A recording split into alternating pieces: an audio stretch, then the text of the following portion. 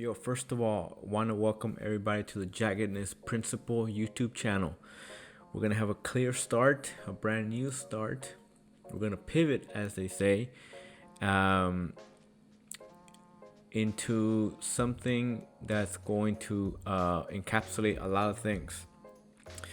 I'm going to make a next video explaining what the Jaggedness Principle is, as far as why I chose to name this channel that. But I just couldn't help it, and I had to start off today talking about an issue that has been on my mind for a while now.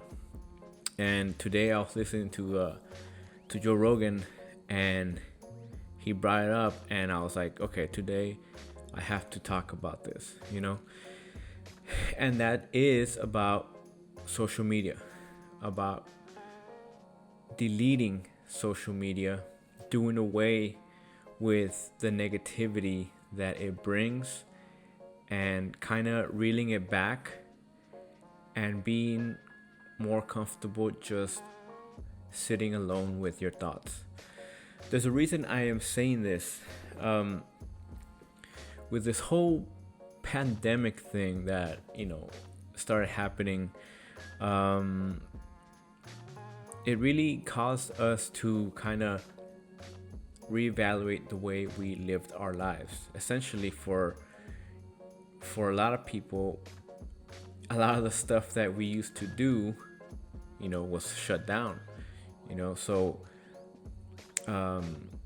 it had to just, by sheer force, we had to come up with new ways of spending our time, right? One of the big things that I saw that people started doing was that they start riding their bikes a lot more. You try to go to a bike shop right now, and there's like no bikes whatsoever, right? So because the gyms were closed, all these public places were closed that people needed to work out. And so, one of the, I guess, funnest ways to do that was to get a bike, and when before this whole corona thing started happening, people were already biking. It kind of forced people to to develop different habits now that they didn't have before, which is one of the good things that has come up from this whole pandemic. I think people really kind of they banded together as far as being more physically active. That is one of the positive things that I saw that started happening with this whole corona thing. Started going on a few months ago. But this whole pandemic thing brought about a lot of negative things too. People were starting to spend more time inside their houses. Therefore, they started being, I guess, the other side of the coin is that they started being more inactive. While they were spending more time maybe outside for a good portion of the day, a lot of the other time they were being inside, and they relied on a lot of entertainment. That's how Netflix, everybody was watching the Tiger King and all these things. Everybody was watching the same thing, right? So it's just like that. I think a lot of people started being online more.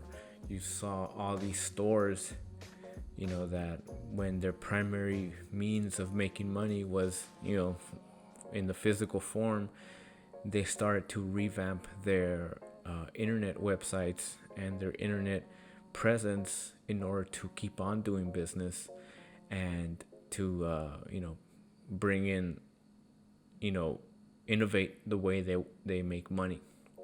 And just like that, people also started spending, because of that, they started spending more time online.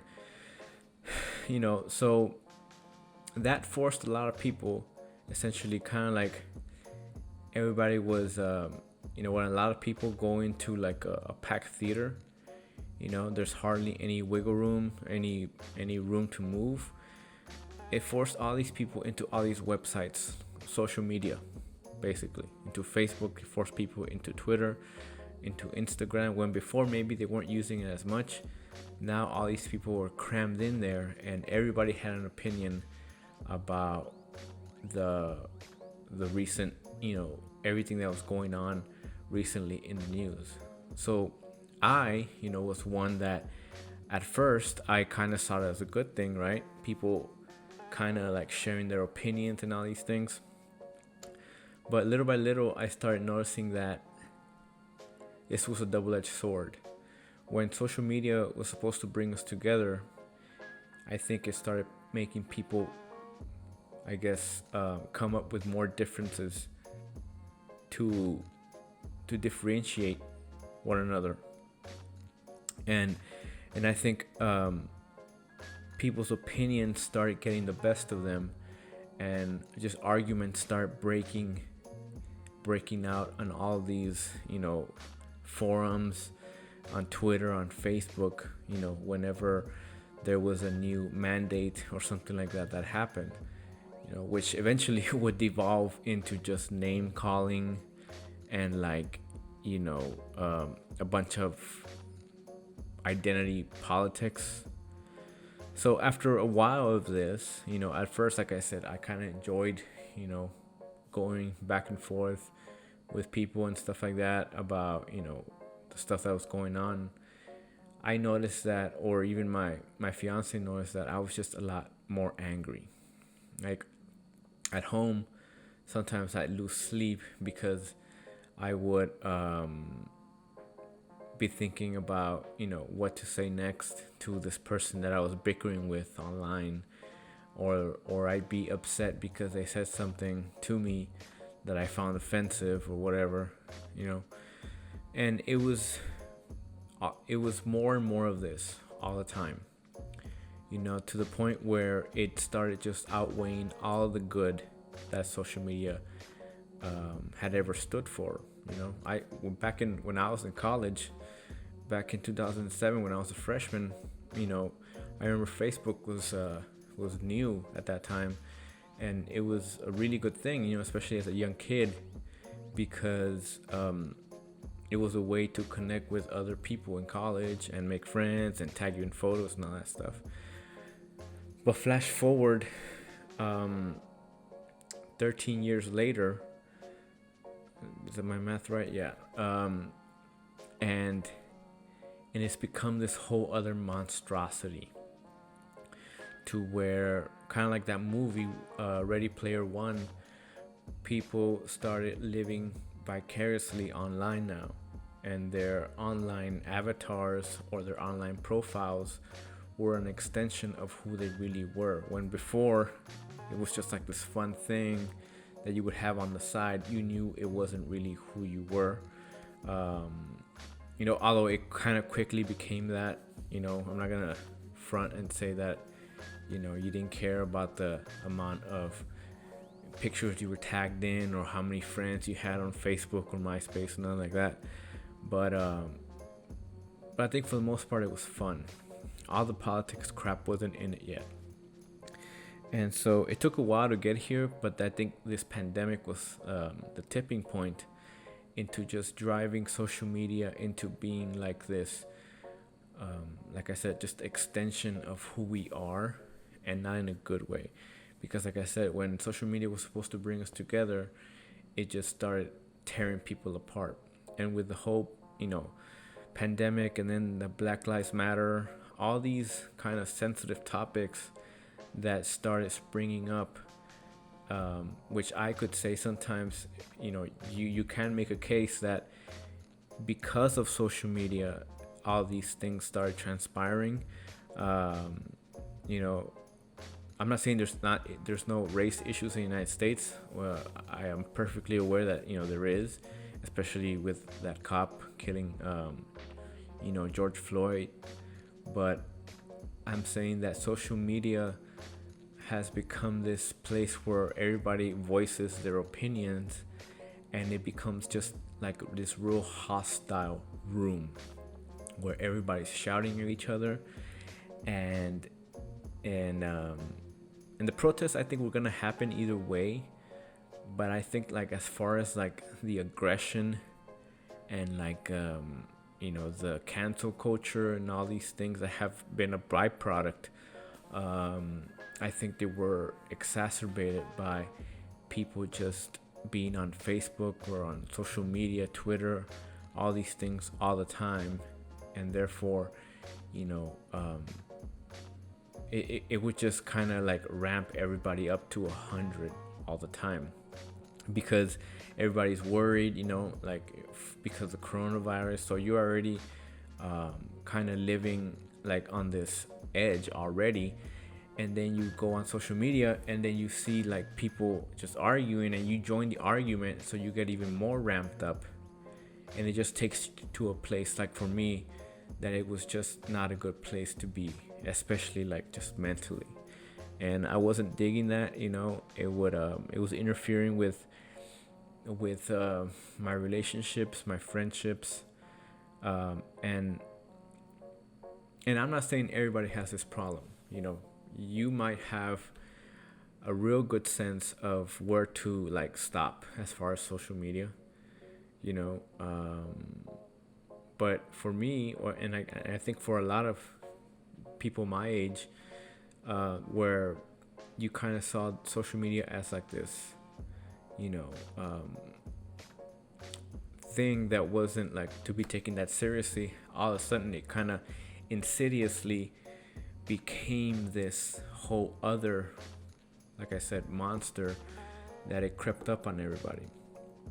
And we didn't notice what it was doing to us, and we don't know what it's doing to our mental health. A lot of people, and me as well, when this whole pandemic happened, we're driven to like depression and like anxiety, severe anxiety, and all these things. And like I said, it could have been just because of the pandemic, but social media was not helping. Social media was supposed to be this outlet where you could be creative and connect, but instead it started like making sure that you were whatever you were afraid of being. Does that make sense? Like if you thought you were depressed, Facebook made sure you were depressed. If you were angry, Twitter will make sure you stayed angry.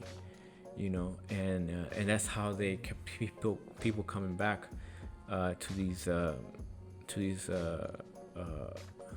websites, because it's like a dopamine hit, right? Like you want to know what they're gonna say next, and it makes you feel like you're actually like fighting with somebody, when if you were to see that person in real life, you would never say those things to each other. So yeah, man. So then I was watching Joe Rogan today, and he was saying that that everybody should just like have flip phones. We should go back to flip phones, because we have too much power now. We're too connected to the point where like it's detrimental to our psyche, and we have become this collective unconscious of aggression and hatred, and people want to make this big thing about racism and stuff like that. So I won't get into it that much, but I think we were already heading towards like something like that, which was already needed. But this just being in it 24/7 cannot be good to the individual. As a society, I think it might be good, being having a way to express yourself, but individually I think social media does a lot to break people down, even if you think that that it's doing you good.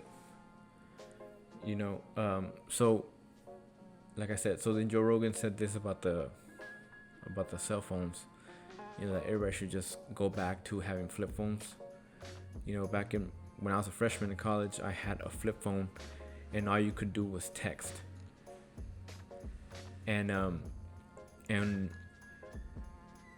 you could only text, and you had to use like the T9, right, which would take a long time. Not a long time, but I guess more than now. And so you really had more time to think about what you were gonna write rather than a spur of the moment thing. When somebody on Twitter says something that you don't like, because your cell phone is so fast that you can just type this automatic response, to that, like an automatic reaction to that response, and you say fuck you and send it right away.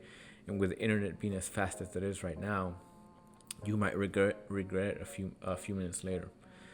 So I think all this power that we have now is kind of comparable to like the story of Icarus, right? I was watching also documentary Icarus about Lance Armstrong and him having all of that power, right? Because he was so good at cycling, and then he took the steroids, and then he became this like bigger than life icon, to where like the story of Icarus, he gets these wings, like the power, right? Essentially, like for us it'd be like the cell phone and social media. You get this power to fly, right? And you fly like Icarus too close to the sun, and by doing that, your wings they burn up, they melt, and you come plunging down to the ocean and you drown, right?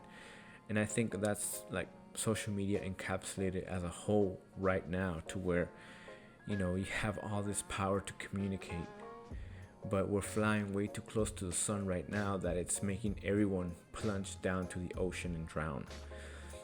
So that's why I think another reason why you should get rid of social media. So then with this whole pandemic thing, like I said, it forced people to unplug, right? To ride their bikes more. Now, that I was able to get a bike, me and my fiance go on 2-hour long bike rides, and so just like that, it's 2 hours that you're not on social media. It's 2 hours that you're connecting with somebody, rather than arguing with somebody while you're sitting in a couch at home alone by yourself.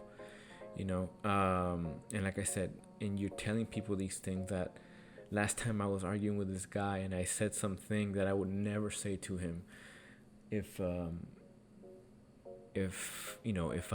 I saw him in person, and then he said some stuff to me that he probably would never tell me if he saw me in person, so then now that like gyms and all these things started reopening, that habit of being outside and like I guess just being more active kind of stayed there. And so now, where before I was only working out maybe 1 hour every 2 days, now I'm working out like 2-3 hours every day. And a lot of that has to do also with deleting social media. Like I already have this is my 8th day without social media, and honestly, it's just my head feels a lot clearer. I feel a lot lighter. I'm not carrying this negativity with me, just subconsciously. So I think, this is going to start like this year, social media. I was trying to come up with like hashtags, like unfollow social media or delete social media 2020, unfollow social media 2020. Kind of like the like the no fap movement. These guys have started this no fap movement, which is a movement that is online, and these guys have like banded together to speak or talk about the negative effects of like pornography, of watching pornography, and like all the negative side effects that it has mentally, and so just like that movement, I think this year is going to be the catalyst for a anti-social media movement, to where people start realizing that these social media companies do not have the well-being of people in mind. Rather, they have their own agendas and their own profiteering that they want, and therefore it's better for them if we all just keep arguing with each other. you know so another reason, why you should delete social media is because they're controlling everybody, right? Just the I don't know where I saw this, but the amount of ads that we're all subject to every day is like some astronomical number. And ads that try to influence the way you think, these micro little doses of influence that these companies are trying to just subliminally inject into your brain. And Mark Zuckerberg and all these people, they're very upfront about it. It's like that's how they make money, with ads and selling your data and all these things to make those people more powerful, in order to make their products more addicting. Because if they know, kind of like being a spy, and you know everything the enemy does, then you know how to perfectly plan for them. And that's what essentially all these Twitter and like social media sites do. Every thought you put into that little space and you press enter, it's more data for the system, more data for the matrix, right? To better understand the human mind and better understand people individually. That way they can cater their marketing and whatever other agendas that they have against you and use it against you. And I know a lot of people don't like to think negatively about things, but like I said, this is not some secret, that like a conspiracy. This is real, that they're gathering data, like every single piece of data from you. And by deleting social media, you might not get rid of all of that, but it'll get rid of most of it, because Google and all this stuff, they all these apps that you download, they're always following you, But by deleting social media, at least, you kind of like the environmental movement, of recycling or going electric, all these things, solar panels, kind of like a movement like that. I think people should start really thinking about. That's how these companies harvest intel on their users, and instead of trying to help their users, they're trying to simplify them so they better understand them, and therefore better control them and their minds. But yeah, so basically, all this stuff that's going on right now, it's bad, and you have, I listen to like guys like Gary Vee and Grant Cardone and Robert Blake and all these people trying to tell you that social media should be used in a good way, and I don't know if these guys, like I said, not everybody has that problem where like they can't just get off social media. Like they might be able to just put whatever they want to put and like get off the site. But I think a lot of people like me, they have trouble doing that. So I think it's like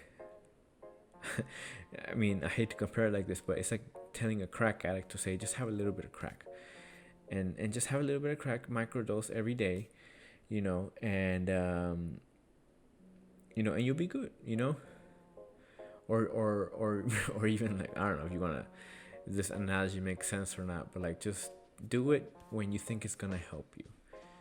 In that case, Adderall was, really helping me, and good thing that I didn't get hooked on it or anything like that. But in that case, I can make a case for Adderall,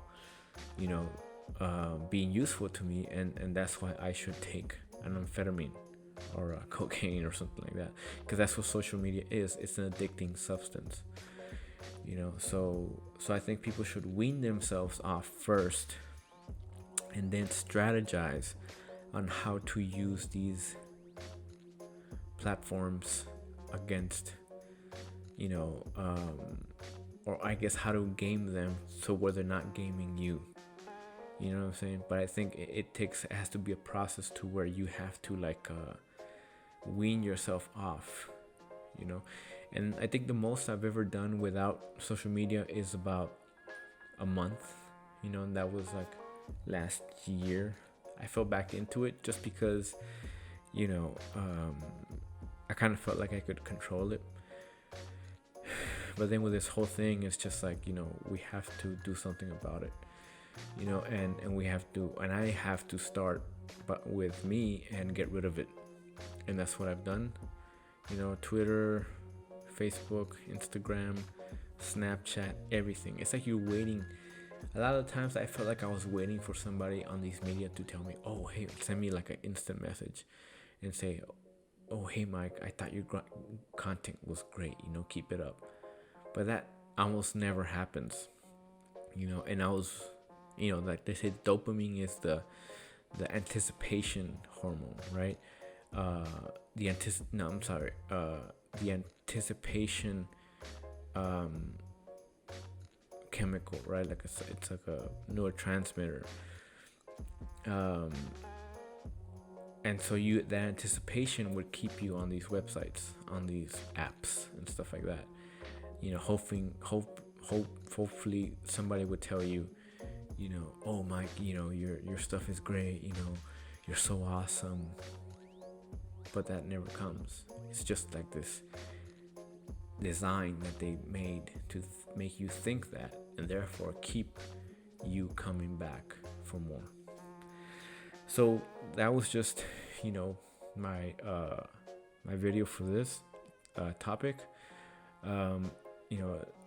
There's a lot of videos about this that were a year old, but stuff that was from last year, it just seems antiquated, because so much has happened this year that I felt that somebody needed to make a video recently about all these things that are happening, that is updated, and I think, you